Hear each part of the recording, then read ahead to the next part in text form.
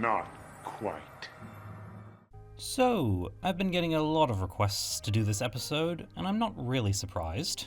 I have your powers now, and a few of my own. It's from one of the 2 strongest Charmed seasons, and as the winter finale, it contains a lot of high-stakes drama, some hard-hitting action, and a major twist in the storyline. I had a vision. One where you and I do great things together. What else do you expect from an episode literally titled Charmed and Dangerous? I saw your demise. My demise? That cannot be. We're in the middle of Season 4, where the source of all evil has taken steps to become the main antagonist. In the episode Brain Drain, he had previously tried to trick Piper into relinquishing the charmed powers so he could take possession of them. But what ended up happening was him getting a nasty blast down from Cole, and yes, I just made that word up. In the end, I still lose. How is that possible? The source is getting even more unhinged in the hopes of destroying his enemies, and it's not helped when he recruits a seer who sees a vision of him fighting the sisters and actually dying. Then the only way to change what you see is to obtain more power. Rather than saying fair enough and taking up botany or something, he opts to get more power by unleashing the Hollow, an eldritch abomination that can take the powers of anything, but also consumes everything, and will do just that if the source continues to use it. If you unleash it, we all could die. Also, Phoebe gets a premonition of Cole taking a fireball for her. He's gonna want to stay close to protect me. Well, honey, that's what you do for people you love. Back on my first watch of the series, I remember Charmed and Dangerous being the first episode that I really loved. It had everything you could possibly want, or at least what I wanted at that age. We'll figure out a way out of this. How? It upped the stakes, it gave us drama, and it even made me think that 1 or 2 characters weren't going to make it. I don't think now's the time. Actually, I think now's the perfect time. As I've gotten older, my tastes and preferences have changed, and I've spoken at length about how I'm drawn more to the interesting, character-focused stories, and ones where the show leans into its strengths. He chose to walk through that door not because of who you are, honey, but because of who he was. Protector of the innocent, just like us. Given the special effects at the time, and the fact that the budget was lowering from Season 4 onwards, you couldn't expect to get spectacular battles or dazzling displays of CGI. But you could get some neat, budget-friendly story twists, and top-drawer acting to sell the intensity of the piece. Which means he won't stop at just my powers. He's gonna send another demon for yours and Paige's. After all, you don't need a budget to write a riveting story or act your way through several miles of paper bags like Holly Marie Combs did as if it was second nature. Thank you. But this is an episode that I feel tried its hardest to give us an epic feeling. Do I or do I not have the power to defeat the witches? Charmed and Dangerous marks only the 4th on-screen appearance of the source of all evil, but again, if you're counting the season premiere as 2 different episodes, it's 5th. Say hello to Prue for me. The role was first played by Michael Bailey Smith, who also played Balthazar whenever Cole morphed into him, as well as Shax and these 2 Grimlocks. You had it coming. Ben Guillory stepped into the role for the Charmed Again 2-parter and Brain Drain, but here the role would be recast again with Peter Woodward, who would appear on the show again in Season 7's Someone to Witch Over Me, now without prosthetics and using his own accent. This time, I may not be so merciful. This episode is also the first appearance of the Seer, played by Debbie Morgan, who was kind enough to reply to me earlier this year about how much fun she had in the role. We'll get to that character later.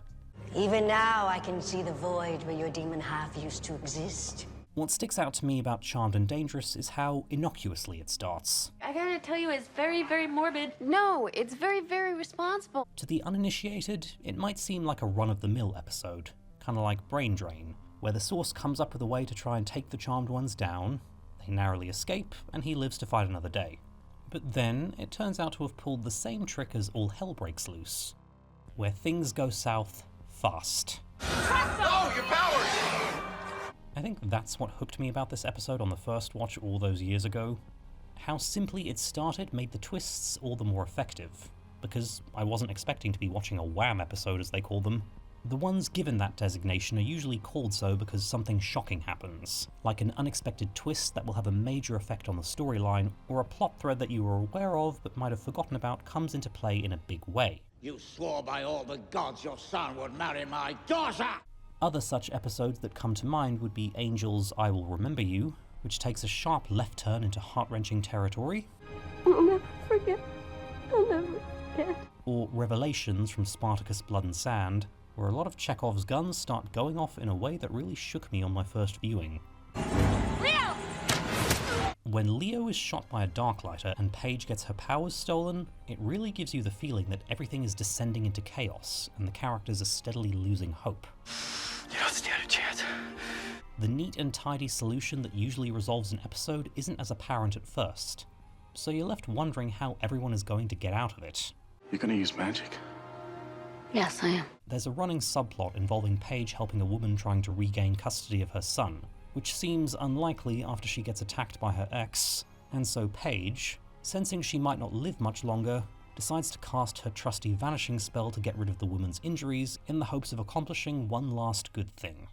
I think I can still help you get your son back. Even though this subplot doesn't have anything to do with the source, it helps prop up the escalating feeling of hopelessness, best underlined by Daryl's line here. I've known you guys long enough to know that you don't do something like this unless something is seriously wrong. Rose McGowan really does a nice job at selling a newcomer to these kinds of battles who isn't used to experiencing her darkest hour and therefore not knowing how to process it. The Source knew we'd be prepared, that's why he came after our powers. The Source knew we had an in-house healer, that's why he came after Leo. And for Paige, who was introduced as someone dedicated to helping other people even before she became a Charmed One, it's a fitting display of how she'd still like to help just one more person even if she's about to die. And speaking of acting, I know I was hard on Brian Krause for his weak performances in Morality Bites and All Hell Breaks Loose, and even though Season 6 is where he really gets to shine, we have to give him props for this episode.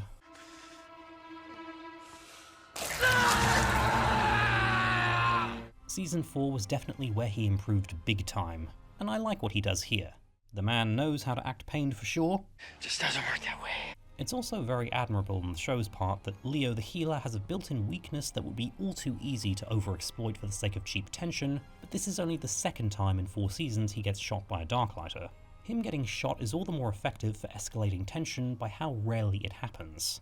It also shows that the Source is quite the pragmatist, who doesn't just want to steal all 3 charmed powers, but also eliminate their healer so they don't have a safety net when they come after him. And isn't Leo the one who helped Phoebe escape from the underworld off-screen between seasons 3 and 4? So the Source recognized the threat Leo could pose to his plans, and eliminated him from the game early. He knows what we're gonna do before we even do. And even though the Source technically gets vanquished in this episode, I feel that we get a good sense of why this guy stayed in power for so long, since his undoing is brought on by his own paranoia and desperation at being told he'll die if he fights the Charmed Ones. Then I will destroy them, even if it means destroying us all. Before they came along, he never had an enemy he couldn't defeat, or convince to work with him, so this obstacle he isn't used to having drives him mad in the pursuit of getting rid of it. Put the hollow back where it belongs. Not until I've finished. But the thing about this episode and the season's arc is that the Source isn't the true antagonist. I don't work with evil anymore. You might reconsider. The seer is the one introduced here, seemingly as an underling who just has more standards than who she's working with, and thus making us not think too much of it when she turns on the Source to get him vanquished and ensure a future for everyone. Oh, I didn't do this for your future. I did it for mine. This line here seems harmless, but at the end, it turns out that she's been orchestrating things to go her way. If we got our powers back, where did the Sources go? Into the void. She'll spend the rest of the season being the puppet master, using Phoebe and Cole to her advantage, her ultimate goal being to become the Source herself, or at least his mother. She's a really fascinating character, with how she knows the right way to fake loyalty to whoever seems to have the power, but always looking out for her own best interests. Only you and I can help her defeat the Source. I love Debbie Morgan's performance. You know how powerful my visions are. More so even than the oracles were, and more accurate. In this episode, she's mostly the voice of reason, but we do get shades of that delightfully devious persona that would emerge in the second half. Who are you? Someone who just helped save your lives. And it makes for some neat symmetry that it's Phoebe who has to read the inscription with her to banish the Hollow, And later in the season, it's the seer who convinces her to join the Source and become Queen of the Underworld. Charmed isn't really remembered for its forward planning like Buffy, but you can spot some fun foreshadowing hidden throughout this episode at least. Hey, Cole, too bad you're not still evil. And since Charmed and Dangerous is a mid-season finale that's there to set up the arc for the second half, it isn't as heavy on characterization as some of the other ones I've covered, and that's fine. But boy, does Phoebe shine in this episode or what? Well, it's not over yet. I still have my power. From the beginning, she was always branded as the weak one. Your power was always the weakest. Hardly worth taking. Prue, of course, was hyped up as the strongest, with an offensive power like telekinesis, and being the first sister to get a second. Although not as offensively strong as Prue, Piper's freezing power was a very useful and effective defensive ability, and of course her exploding one gave her a big boost. Phoebe always had a passive power in premonitions, and even levitation still wasn't as offensive as the others. Paige joining and getting telekinetic orbing right off the bat further pushed Phoebe down the totem pole, but as much as demons themselves underestimate her, it has to be said that Phoebe really is the glue that holds the Charmed Ones together. What can't we do? She's the one who awakened their powers. She's the first one who used her gifts to save an innocent. And when Prue was killed and Piper was struggling to cope, Phoebe continued to try and save innocents, and brought a new sister into the fold. And with everyone else continuing to fall apart, Phoebe is the one who keeps it together. We'll figure out a way out of this. I think one of my favourite Phoebe moments across the whole series is when both her sisters are incapacitated, and there's very little hope of anything working. She still takes it to the Source and does her best to keep fighting. Add that to how she came up with the spell that helped vanquish him in the first place, and you have a great viewing experience for anyone who just loves this character. Do what? We have no powers. It doesn't matter, we could still make the plan work. Although Paige is my favourite Charmed one, I'm becoming more appreciative of Phoebe as the years go by, especially when she was at her best. It's beautiful. And I guess if we're talking about Phoebe, we gotta talk about her other half. You can't keep these things from me.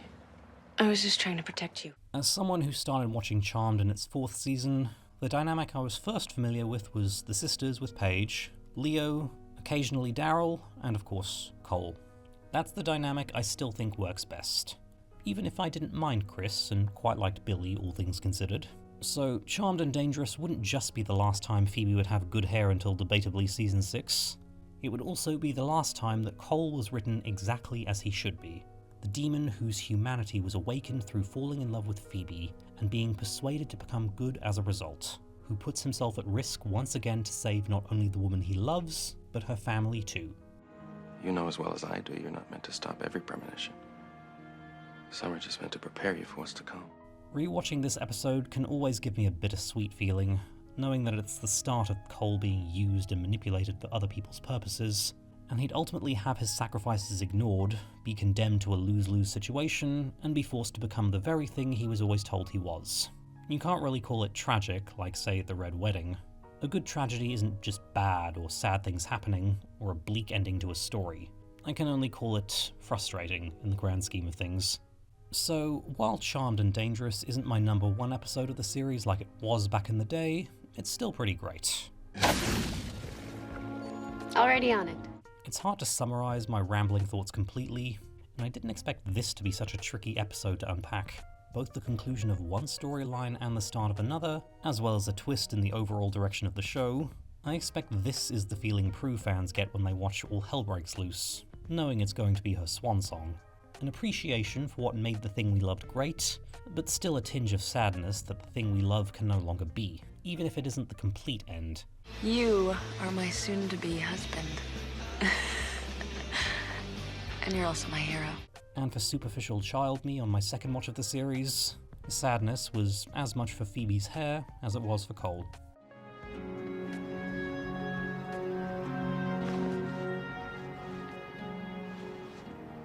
This way, no matter what happens, you'll always know that I love you.